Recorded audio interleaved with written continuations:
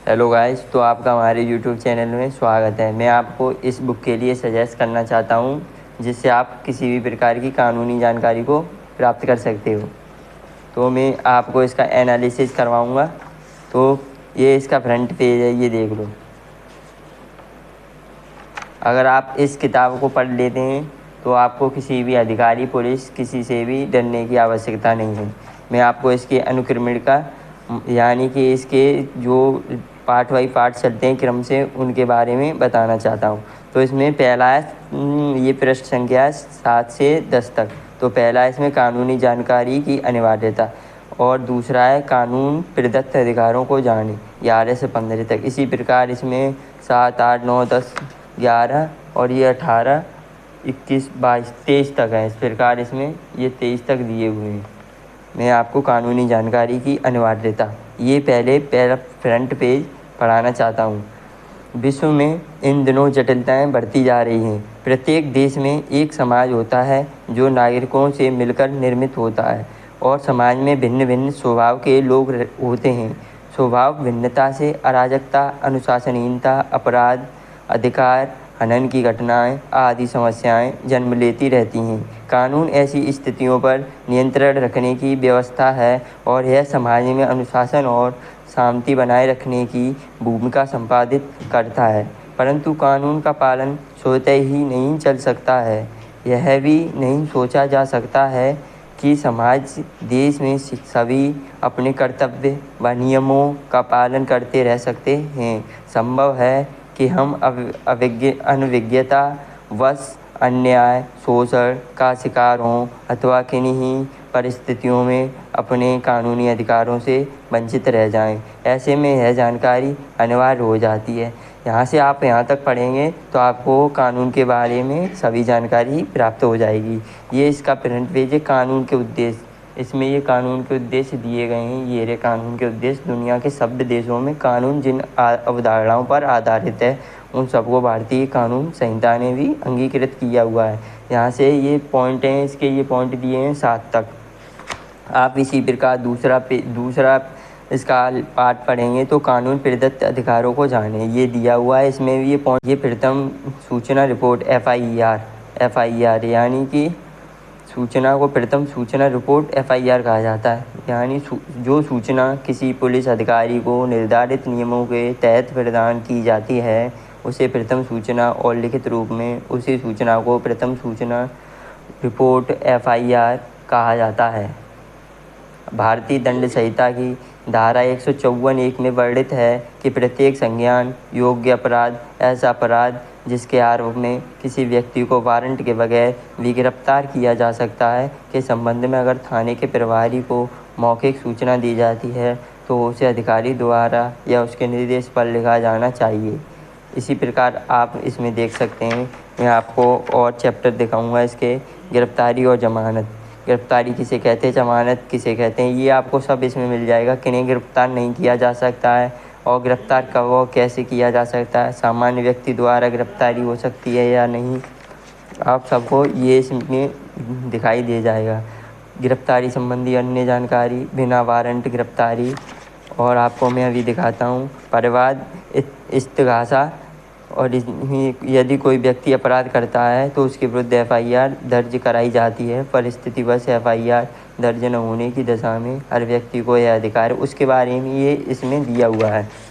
मैं आपको और दिखाऊं, झूठी गवाही देना तथा अदालत की अवमानना। अदालत के अधीन होने वाली किसी भी कार्यवाही में झूठी गवाही देना दंडनीय अपराध है। इस अपराध के लिए 3 माह का कारावास हो सकता है और 500 रुपये का जुर्माना अथवा दोनों का दंड दिया जा सकता है। ये आपको इसमें दिया हुआ है। और आपको मानहानि, किसी पर झूठा आरोप लगाना और मान प्रतिष्ठा को हानि पहुंचाना अपराध की श्रेणी में माना गया है। ऐसा इसीलिए है क्योंकि व्यक्ति की प्रतिष्ठा को धन संपत्ति का ही हिस्सा समझा जाता है। इसमें मानहानि के बारे में दिया हुआ है। अपराध तथा दंड क्या है, इसमें ये दिया हुआ है। अपराध करने में सहयोग, आपराधिक षड्यंत्र, राज्य विरोधी अपराध, सैन्य अपराध और अन्य जानकारी दी हुई। मुकदमा संबंधी जानकारियाँ हैं इसमें। दीवानी, फौजदारी क्या है, अपीलें, अभियुक्त द्वारा दायर अपील याचिका और आपको मैं दिखाऊं भारतीय न्याय व्यवस्था। इसमें न्याय व्यवस्था से संबंधित सभी बातों को उचित पूर्वक ध्यानपूर्वक रखा हुआ है। और ये न्यायालयों के प्रकार, न्यायालय कितने प्रकार के होते हैं, सेशन कोर्ट, महानगर मजिस्ट्रेट, प्रथम वर्ग मजिस्ट्रेट, इसमें ये दिया हुआ है। और कानूनी सहायता का प्रावधान, कानूनी सहायता के लिए प्रार्थना पत्र, ये प्रार्थना पत्र है। सेवा में डॉट है, यहाँ पर आपके नगर का नाम लिखा होना चाहिए और प्रार्थना पत्र देने का नाम और पता इसमें और इसमें लिखा होना चाहिए। और आपको दिखाऊं और अब मैं आपको धारा दिखाना चाहता हूँ। तो धारा दिखाने के लिए ये मानवाधिकार आयोग 13 चैप्टर पर पहुँच गए। लोकहित के मुकदमे, इसमें ये डेवियस कार्पस क्या है, फांसी की सज़ा, आपको ये भी जानना जरूरी है। मृत्युदंड सबसे कठोर दंड है। भारतीय दंड संहिता में हत्या तथा कुछ अन्य गंभीर अपराधों में मौत की सज़ा देने का प्रावधान किया गया है, परंतु सर्वोच्च न्यायालय ने व्यवस्था दी है कि यह दंड दुर्लभ से दुर्लभतम मामलों में ही दिया जाए। इस प्रकार के मामलों में प्राय आजीवन कारावास की सज़ा दी जानी चाहिए। मृत्युदंड केवल अपवाद होना चाहिए। और आपको ये माइनर कानून तथा मेजर कानून,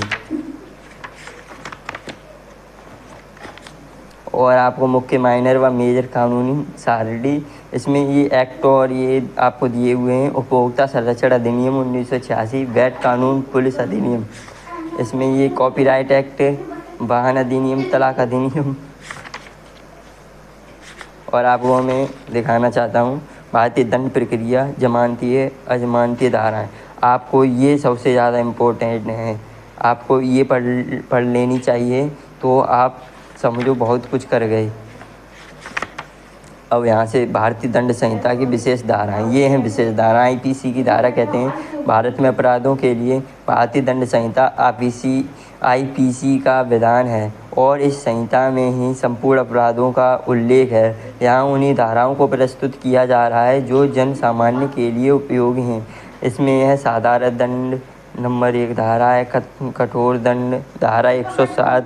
अब ये महत्वपूर्ण धाराएं जो हैं वो 1 से 7 से चालू हैं, आपको ये बहुत मिलेंगे। इसमें आपको ये पढ़ना पड़ेगा। 170वीं धारा, 154वीं, 114, 144वीं धारा। 144 धारा कब लगाई जाती है ये आपके बारे में ये इम्पोर्टेंट है, तो मैं आपको बताना चाहता हूँ। घातक युद्ध से लज्जित होकर विधि विरुद्ध जमाव में सम्मिलित होना, किसी घातक हथियार को लेकर किसी गैर कानूनी भीड़ में शामिल होने वाले व्यक्ति को 2 वर्ष की कैद या जुर्माना या दोनों से दंडित किया जाता है।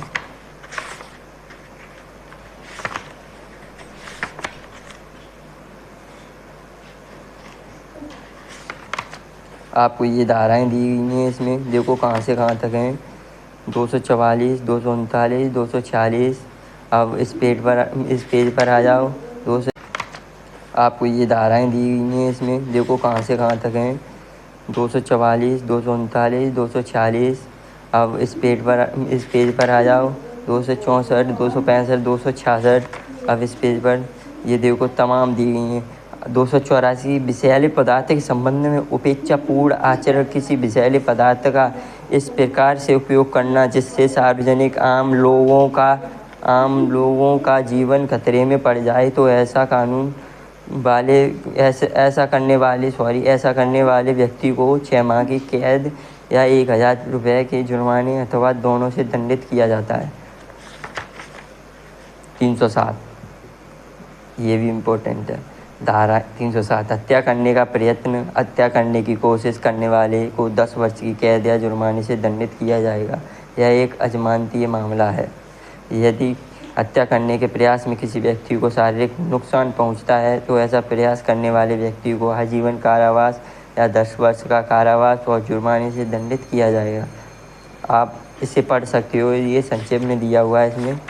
और आप देखते चलो कहाँ तक हैं ये धाराएं। देखो ये इसमें धाराएं हैं अभी।